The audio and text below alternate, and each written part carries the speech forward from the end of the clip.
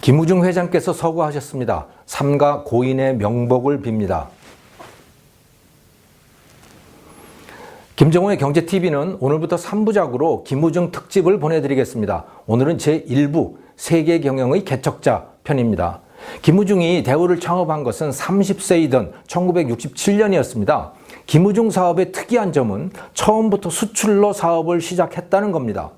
우리나라 성공한 대부분의 기업들이 결국은 수출로 돈을 벌었지만 사실 시작은 내수로 출발을 했습니다. 즉 보호받는 내수 시장, 국내 시장에서 돈을 벌고 그것을 바탕으로 해외로 진출을 했다는 겁니다. 사실 처음에는 우리나라 기업들이 수출로 돈을 남기지도 못했습니다. 그래서 박정희 대통령이 각종 수출 지원책들을 마련을 했고요. 수출하라고 기업들을 독려하기도 하고 그렇게 했던 거죠. 그런데 김우중은 처음부터 해외로 진출을 했습니다. 싱가포르, 호주 같은 곳을 돌아다니면서 옷감 원단을 팔아가지고 돈을 벌었던 겁니다.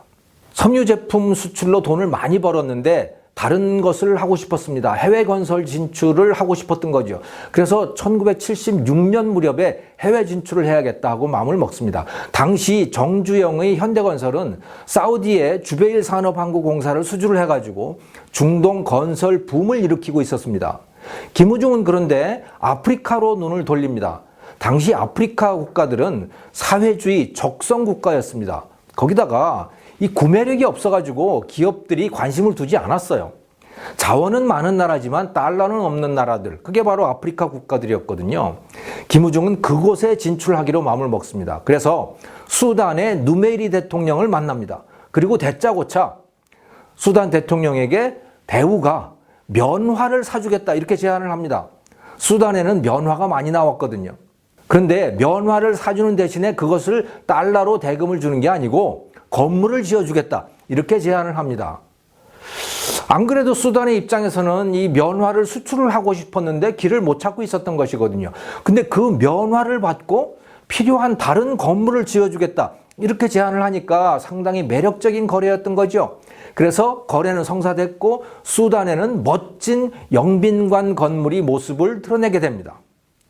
감동받은 누메이리 대통령, 그것보다 훨씬 더 큰 타이어 공장 건설을 대우에게 맡깁니다. 그것도 멋지게 완공을 해냈죠.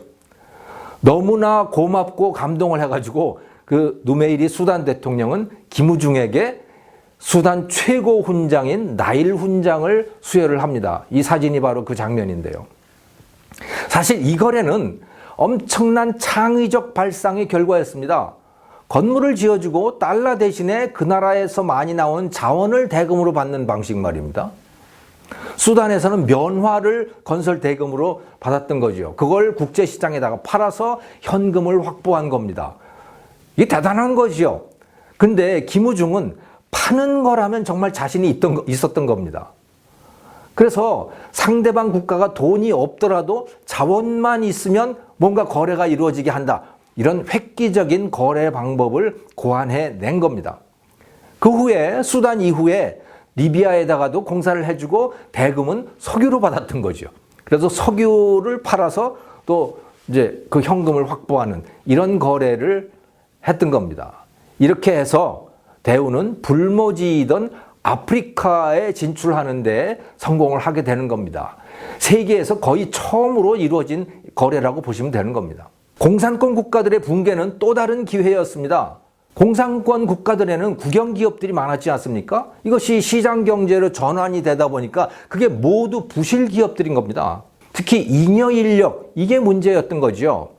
대우는 바로 그 부분을 파고 들어갑니다. 1995년 폴란드에 FSO라고 하는 국영자동차 기업이 있었는데요. 이것을 민영화하려고 했던 겁니다. 그런데 이 미국의 GM이 폴란드 당국과 7년 동안이나 이 문제를 가지고 협상을 했어요. 협상의 핵심 포인트는 뭐냐면 이게 잉여 인력이 많으니까 이 FSO 국영자동차 기업에 일하고 있던 사람 80%를 구조조정을 해달라. 이거는 폴란드가 맡아달라. 이렇게 요구를 하고 이게 잘 협상이 이루어지질 않았던 거예요. 그런데 대우는 폴란드 정부에다가 다른 제안을 하죠. 우리가 그 28,000명이라고 하는 그 인원 전체를 다 그대로 고용을 유지하겠다.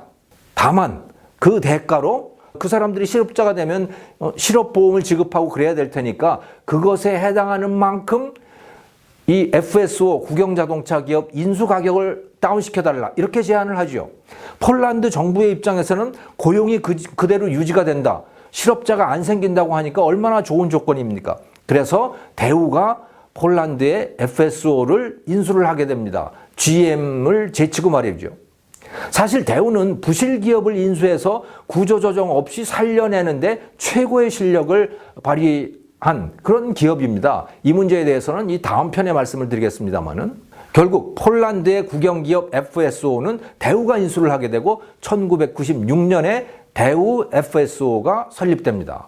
이 그림의 바로 그 장면입니다만은. 그리고 그 폴란드의 FSO를 훌륭하게 살려내지요.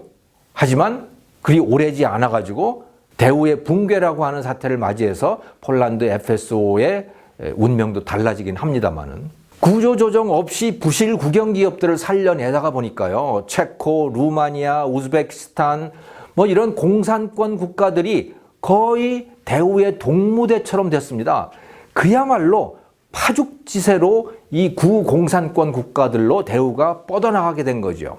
이 모습을 보고 카자흐스탄의 카리모프 대통령은 김우중을 킴기스칸이라고 불렀을 정도입니다.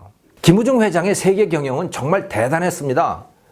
그에게는 상대방 국가가 수교가 되어 있건 아니건 돈이 있건 없건 문제가 되지 않았습니다. 막히면 뚫고 없으면 만들면서 길을 개척한 것이죠.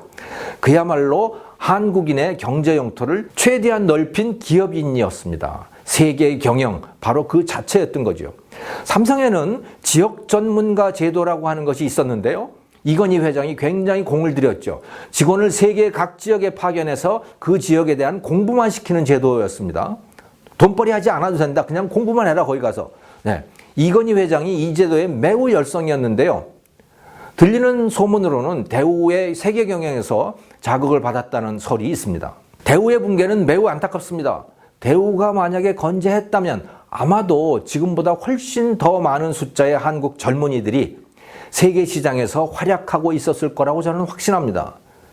지금이라도 우리나라의 젊은이들 중에 김우중처럼 진취적인 사람들이 많이 나왔으면 좋겠습니다. 김우중 회장 서거 특집 제1부는 김우중 회장의 어록을 인용하면서 마치겠습니다. 젊은이여, 세상은 넓고 할 일은 많다. 그러나 늘 가던 길만 가려는 사람에게 세계는 좁고 할 일은 없을 것이다. 아무도 가지 않는 길을 추구하는 개척자에게만 세계는 넓고 할 일은 많다. 김정호의 경제TV였습니다. 감사합니다.